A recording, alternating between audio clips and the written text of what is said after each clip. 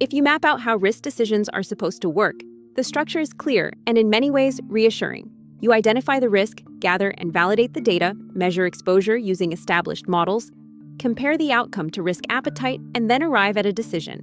That decision is documented, monitored, and if needed, adjusted over time, all within a framework of governance that includes committees, escalation paths, and clearly defined ownership. On paper, it all holds together.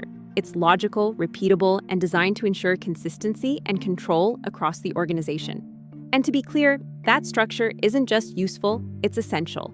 But at the same time, it's only part of the picture. Because while this is how risk decision-making is designed to work, it's not quite how it plays out in practice. In reality, risk decisions rarely arrive in a neat, structured way. More often, they take shape gradually, shaped by incomplete information, shifting context, and the simple fact that decisions still need to be made before everything is fully understood. The data might be there, but not entirely reliable.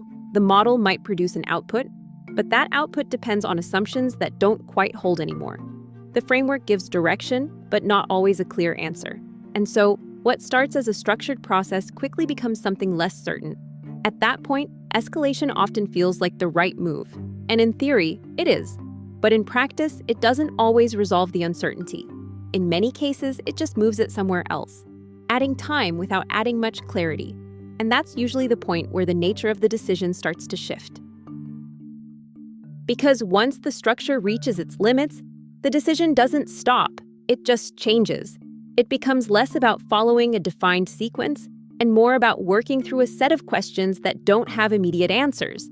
Is the data telling the full story or just part of it? Are the assumptions behind the model still valid? Does this sit within appetite on paper but feel outside of it in reality? And ultimately, who is comfortable taking ownership of the outcome? Frameworks don't answer those questions on their own. They need interpretation.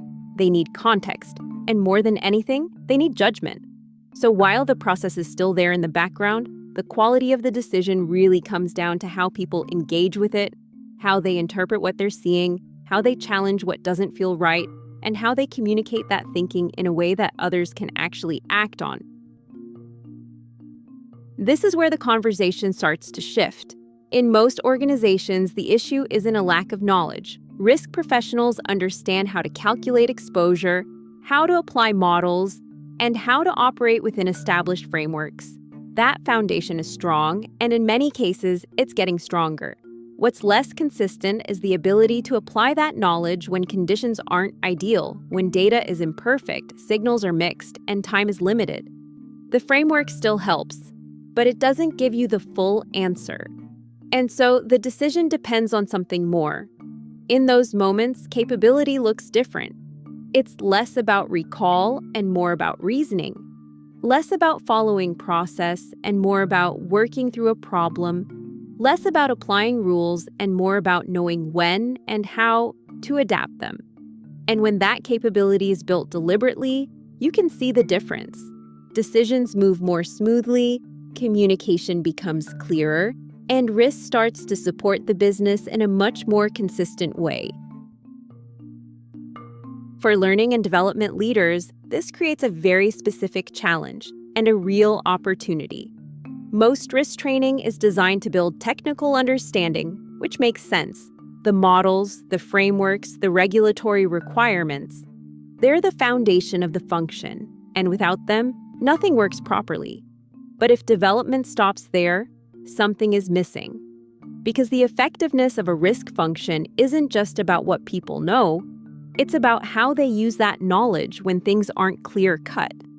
That's where problem-solving, critical thinking, and communication come in, not as add-ons, but as core parts of risk capability.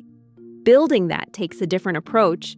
It means creating learning that reflects real situations, where information is incomplete, where trade-offs need to be made, and where there isn't a single correct answer.